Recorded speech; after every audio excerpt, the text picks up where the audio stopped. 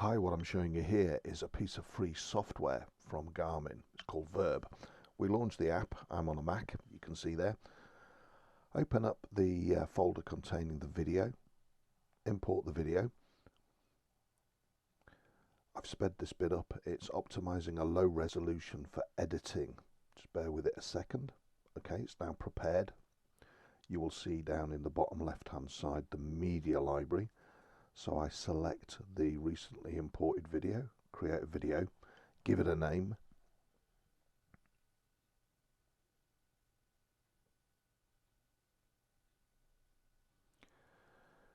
Okay, drag the video that you've just imported and optimized to the bottom, to the timeline. What I'm about to do is just to zoom in to give us the full length of the video clip that I'm working with. You'll notice there is no G-metrics. What G-metrics refers to with Garmin is GPS data. So it's looking for the data file for the GPX. Now the GPX can be recorded via the device or via a mobile phone. We're now going to import the GPX file. I put it in the same subfolder. You'll notice it's expecting a USB GPS Garmin device, but all I do is I go to my computer, click on my computer, browse my directory, and I put the GPX file in the same folder. Click on that, open it up.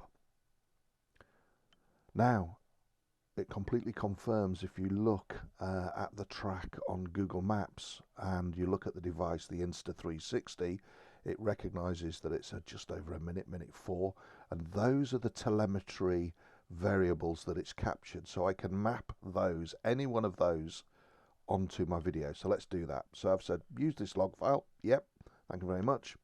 And you'll notice in the top right that it's already got dials in, and on the bottom left, I was just highlighting it there, that it's recognizing that it's now got GPS telemetry. So what we've got there on the left hand side is various options around what I can display, and on the right hand side on the edit screen you can see that I'm moving the 3 track files around the screen. There we go. You'll see that the GPS is kicking in roughly a couple of seconds into the video. However, what I'm going to show you now is that the dials that are defaulted are not exactly good for a classic motorcycle, and here I've hundreds and hundreds of gauge and dial styles that I can choose. So got elevation, I'm dropping 2 or 3 on here, and obviously I'm going to flood the screen to show you the variables and the options available on elevation.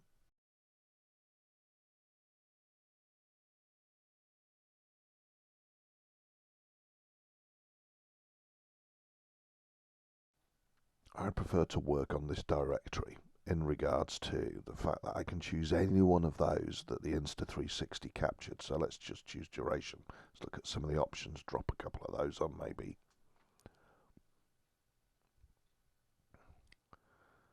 And we can see there that the underlying video is completely linked to the GPS data captured by the Insta360.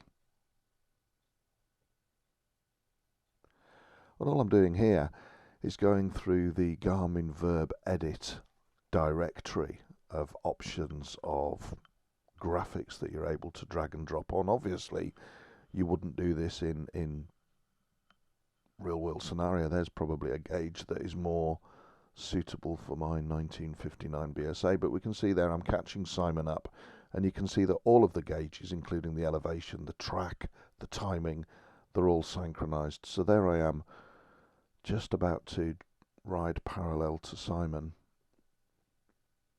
and what I'm showing you is just as simply as adding, you can simply delete as well.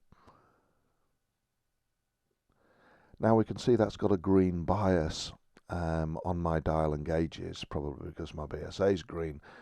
But if you go up slightly to the top left, you'll see to the right of gauges there's appearance. There you get a color palette, so you can choose color, any color that you wish to have your gauges highlighted within the video. But hopefully what I'm trying to show you is this free piece of software by Garmin has enabled you to simply and freely put GPS data onto action camera footage. My only glitch was the fact that it won't take Apple ProRes. What we're seeing here are the pre-canned templates that are offered with Garmin VIRB. So on the left you see the thumbnails.